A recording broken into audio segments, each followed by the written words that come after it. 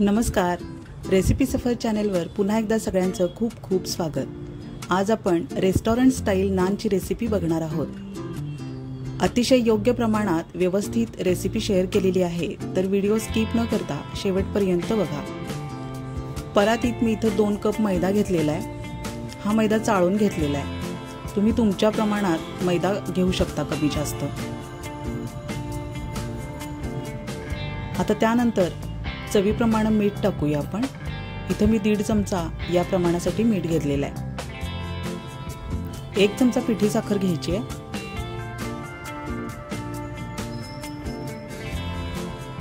आणि त्यानंतर हे आहे 2 चमचे दही।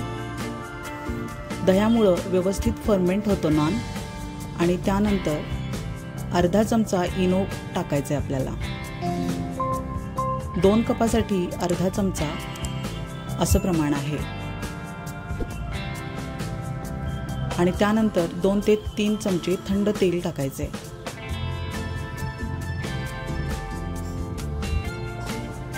आता हे सगळं व्यवस्थित मिक्स करून आपण मैदा सैलसर मळून घेऊया।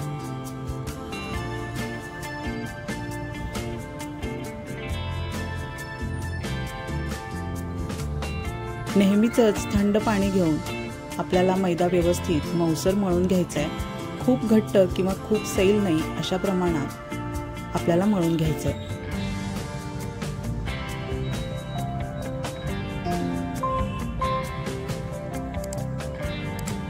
तुम्हाला जर आमच्या रेसिपी आवडत असतील तर चॅनेल नक्की सबस्क्राइब करा, फॉलो करा, शेअर करा, कमेंट करायला विसरू नका।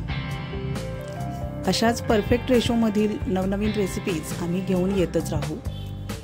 आता थोडंसं तेल घेऊन हाताला गोळा झाकून ठेवायचा आहे 2 तास। आता 2 तासानंतर आपण पीठ बघूया।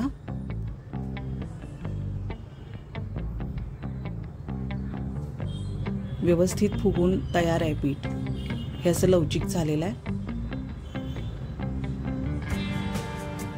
आता चपातीपेक्षा थोडासा मोठा गोळा घेऊन मैद्यावरच आपल्याला हा गोळा लाटून घ्यायचा आहे। तुम्हाला जर पातळ नान हवे असतील तर तुम्ही तसेही लाटू शकता। नान थोडेसे जाडच असतात, तर त्याप्रमाणे तुम्ही आपल्याला आवडीचे लाटू शकता।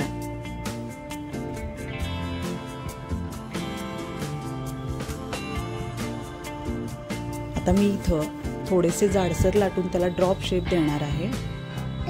तर बघू शकताय तुम्ही, पीठ व्यवस्थित मऊसर झालेला आहे। हा असा एवढ्या जाडीचा नान ठेवलेला आहे। त्यावर आता काळे तीळ टाकूया आणि त्यानंतर थोडी कसुरी मेथी आणि थोडीशी कोथिंबीर सुद्धा टाकायची आहे। पाण्याचा हात लावून हे सगळं प्रेस करून घ्यायचं आहे, त्यामुळे ते व्यवस्थित त्याला चिकटतं।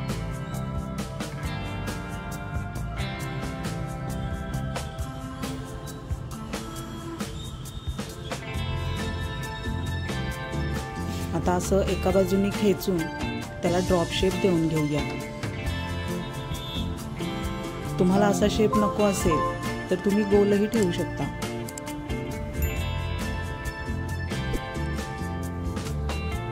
आता तव्यावर भाजायला घेतलेले आहेत नान। गॅस मीडियमच ठेवायचा आहे आणि कडेने 1-2 चमचे पाणी टाकायचे। झाकण ठेवूया 1.5-2 मिनिट।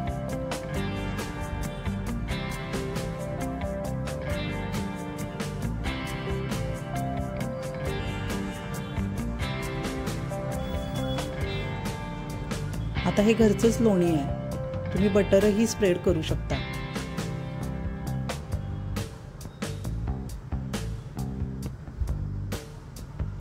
नान बटरवरच भाजले जातात, त्यामुळं अतिशय छान खमंग सुगंध येतो।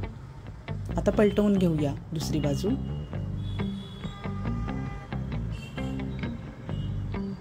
आणि या बाजूला सुद्धा लोणी स्प्रेड करून घ्यायचे।